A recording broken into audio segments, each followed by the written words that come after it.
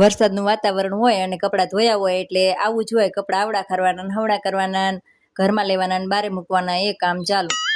આજ તો બપોર પછીનો તો વરસાદ હતો નહીં, પણ જો તો ફળ્યું તો કેવું ધૂળ ધૂળ કરી નાખે. બારે ચંપલ પહેરીને ગયા હોય ને ચંપલ પહેરીને ઠેક અંદર આવે એટલે ધૂળ ધૂળ.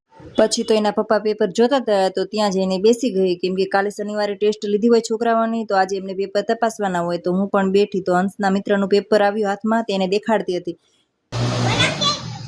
પલક ઉપર, ધાબા ઉપર. અને હંસનું કામ એવું, જો પાણી પીવા ફ્રીજે ગયો હોય તો જ્યાં લગી પાણી પીવે ને ત્યાં લગી ફ્રીજ ખુલ્લી જ રહે. મારે પણ કઈ કામ નતું એટલે હું પણ ધાબા પર ચડી ગઈ. તો પલક ને એની બે ફ્રેન્ડ ત્રણે રમતા હતા.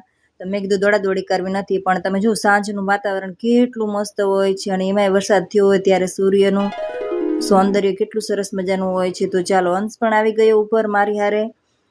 અને જો મિત્રો તમને અમારો વિડિયો ખૂબ સારો લાગતો હોય તો લાઈક કરો, ફોલો કરો.